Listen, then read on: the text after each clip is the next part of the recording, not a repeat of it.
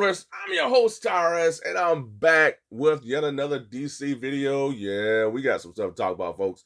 And I got a reaction to some upcoming DC Multiverse figures that I knew was coming out, but it's really cool to see the concepts. And we're going to talk What If, all right? Which is going to be really fun, folks, so hang tight on that. But I do want to talk about this first look at the upcoming absolute figures from McFarlane Toys. Now, so shout out to YouTuber J Ager 101.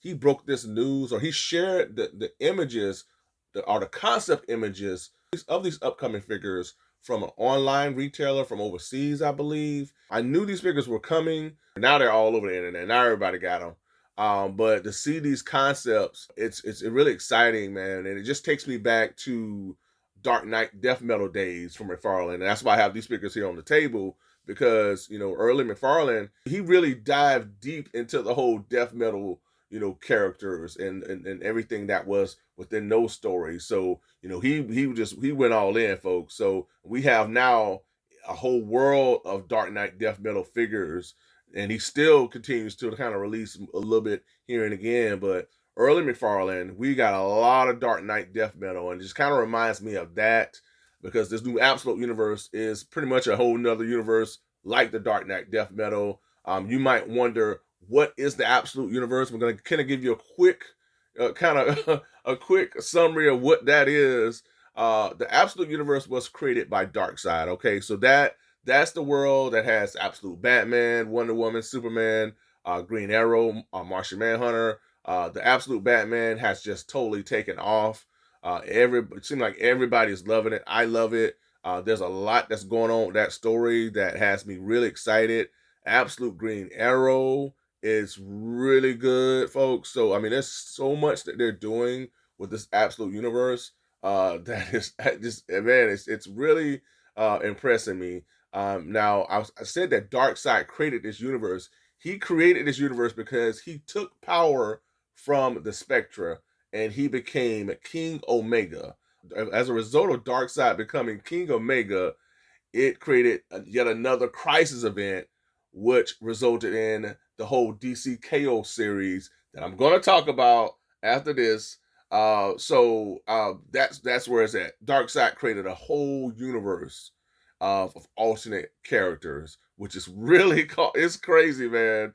But that's what it is, folks. So when you watch and read these comics, understand Darkseid created this universe, which is really awesome, man. It's really interesting, and it's crazy at the same time that we're following these characters in the world that Darkseid created. I think these concepts look great. I look forward to seeing exactly, do we get soft goods with this Absolute Batman? What are the accessories are going to look like, if at all, for the other characters? What are we getting with them? And just soft goods for Superman. Do we get that? I'm hoping that we do. And just how all the characters are going to look in hand. That's my thing. But the concepts look great, folks. I'm excited. And again, it just takes me back to Dark Knight Death Metal days, when we got Batman, Superman, and Wonder Woman in these alternate versions, and everybody's like, what in the world is going on? These characters look crazy, but I loved it. I love alternate versions of characters, and that whole story was just something else, man. I tell you, it was awesome. It's crazy, but it's very entertaining, and I went all in with the whole Dark Knight Death Metal figures. I have them all, pretty much everything from that series, and I don't know. You wonder, how deep will he go into this whole Absolute Universe? Will we get Absolute Flash? Will we get Absolute Martian Manhunter? Absolute Green Arrow? Will we get any of the other characters? Absolute Joker? There's an Absolute Scarecrow that is hands down the best version that I've ever seen from the Absolute Universe. There's a lot going on in the Absolute Universe that can rival what we had in the standard DC Universe, folks. I'm gonna tell you that right now. So there's a lot that he could dive into if he has the time. I don't know if he will be able to do this with the line ending sometime next year. We'll see. Who knows? But you never know. He might have a whole wave of figures planned post these three that are going to come out. So stay tuned for that. Now, as a result of this whole Absolute Universe figures, I do want to talk about what we had in the DC KO event. Now, I talked about how Darkseid gained the King Omega ability to create another universe, and of course, he's creating all types of chaos, which result in all of the DC heroes trying to figure out how they can stop Darkseid. And in this DC KO event, all of the DC heroes agree to this all out tournament style battle to the finish, and whoever is left standing will gain these god level King Omega abilities to fight and kill Darkseid, and as a result reshape the universe. So this is in a nutshell what the DCKO event is.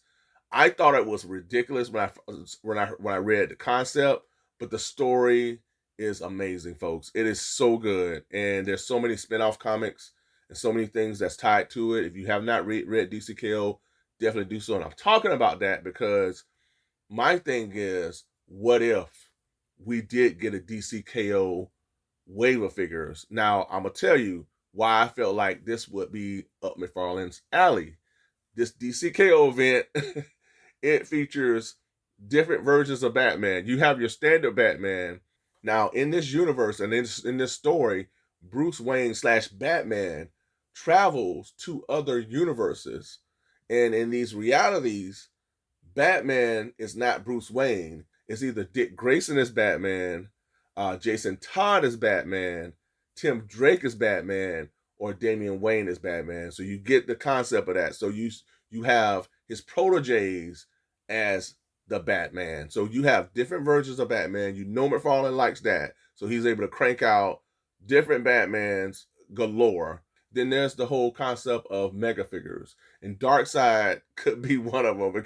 There's others that he could do that are within that story. The major thing that stands out to me with this whole DCKO event and how I feel McFarlane would really thrive with this wave is the battles that took place and the potential 2-packs that he could release to, resemble those battles that we read in the comics. All right. One is Wonder Woman versus Lobo.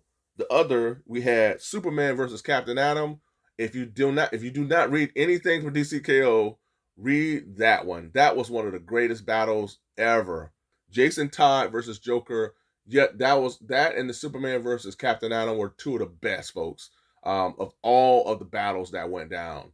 Okay, so these were some really cool battles that went down in this story arc that will make for some great 2-packs as well. We had Hawkman versus Aquaman. It'd be awesome to get a classic Hawkman or a current day Hawkman versus Aquaman. Lex Luthor versus Etrigan. Jay Garrett versus Guy Gardner. Hopefully you'll get the gist of why I feel like this would be a wave that would be right up McFarlane's alley, because with these 2-packs, he can have re-released figures, retooled figures in these 2-packs. Pretty much what he's doing now, with the re-releases, the repaints, and everything.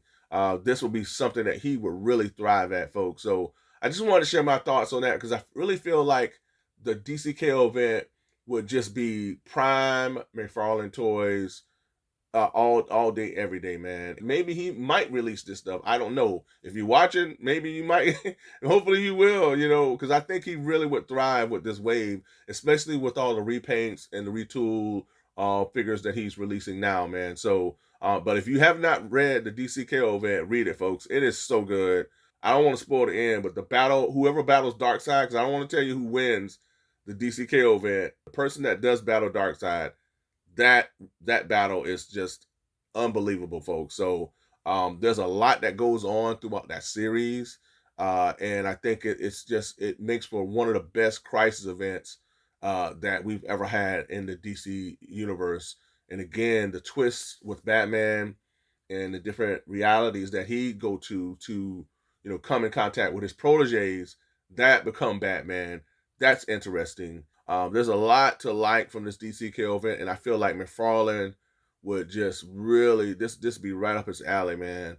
What if we did get a DCKO event from McFarlane Toys, and how that would look with all the various mega figures, the various Batmans, the 2-packs. I love to see a Batman or Captain Atom versus Superman, the Lobo Wonder Woman battle was really good as well. So just wanted to kind of share my thoughts on that, folks. Kind of what if on that, and also my thoughts on the 3 absolute figures that are coming.